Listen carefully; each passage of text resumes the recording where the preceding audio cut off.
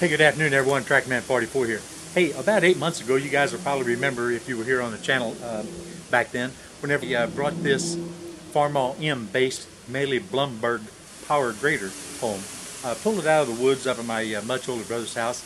I've been sitting up there for a long time. We're not sure that the motor even turns over. I don't know, I haven't had time to mess with it. But it's time now to move this thing on over and put it in front of the shed, get ready to do the preliminaries on finding out what's wrong with the motor, if anything. It was running whenever he parked it, drove it right up to where it was sitting, but that means absolutely nothing this day and time. At any rate, like I said, I ain't even got it off the trailer, so we're going to do that here in just a few minutes.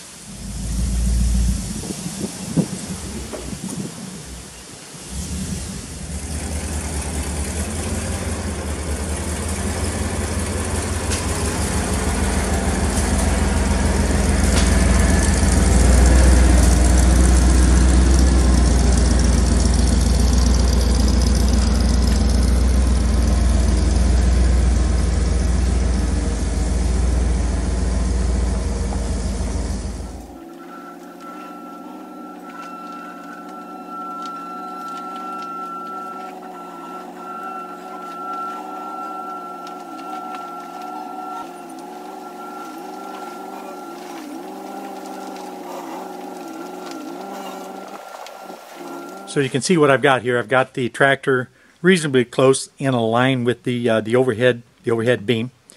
And this is a pretty good hillside right here. And if you know anything about loading and unloading heavy loads on a trailer, on a hillside, you know you always got to block your ramps.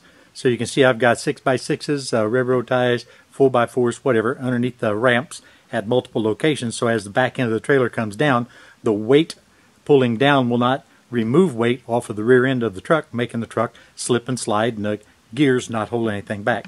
There's also outriggers on the back end of the trailer. I've got those blocked, and I've got the wheels and tires chalked as well as the truck. And if you take a look, I've got two of the smaller chain hoists right here hooked onto that center eyelet. And on the other end, I've got the 12,000-pound winch that's on this particular trailer hooked to the drawbar via a snatch block. And you can see the control wire is hanging right on the drawbar.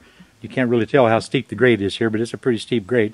I'm expecting the weight of the tractor to pull itself downhill, and if not, I may have to put another winch across the far set of poles down there to put just a little additional pressure.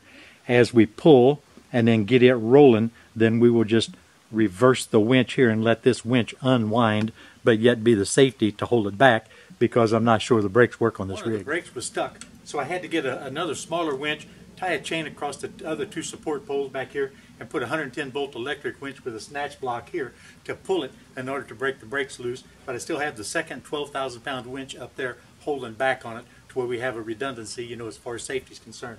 And also you can see we're actually starting to come uphill already with the tires, because I've got the chain falls rolling on the I-beam as the tractor comes this way. In the for what it's worth department, the reason I'm doing it with the chain falls on the overhead trolley is because of the width of the blade. As the front wheels drop down and go down the ramps, the blades are going to come in contact with the back end of the trailer, and it won't be able to get it all the way down. It'll high center. So by going down on the trolleys, I should be able to adjust the height of the front end to make sure the blade clears, and once we get clear of the ramps, we should be able to go on down. Okay, bump it, keep an eye on the cable.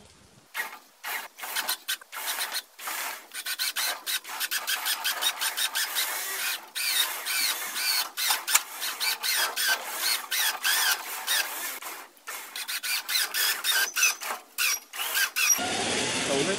Let me lower this end.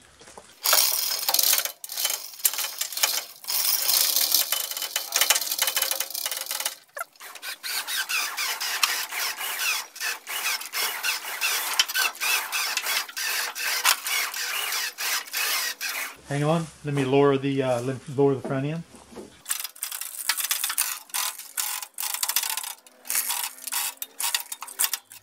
I think what we're going to do is go ahead and lower this to where the front wheels are almost on the ground, as long as the blade is clearing the top of the trailer.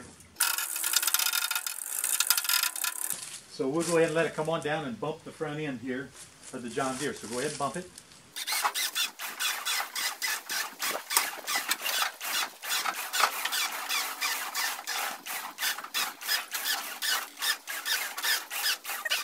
Okay, so he's enticed me out here by saying it will be fun.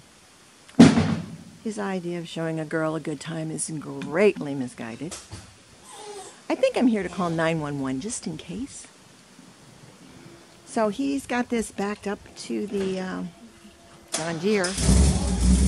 But in case something goes madly wrong and smashes the John Deere, there's no real big loss there. Okay. Yeah. This is like the tablecloth trick, where you pull the tablecloth out from under it and everything's left on the table.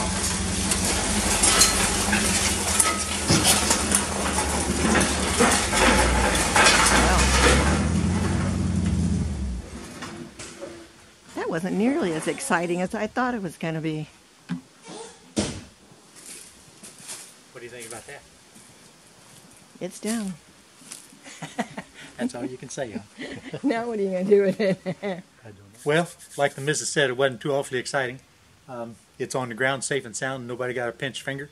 So now we got to go back to business to get the engine uncovered, getting in there and seeing what's going to be happening. If the motor's locked up or something, yeah, that's going to be sad, but that remains to be seen. We're going to get a little more diesel fuel and stuff down in the cylinders while we're taking some other stuff apart, getting ready to see if we can get her going.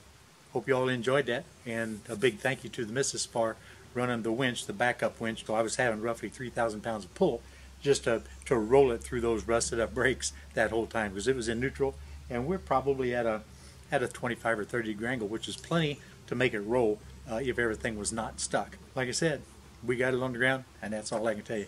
This is Tractorman 44, and I'm out of here, guys.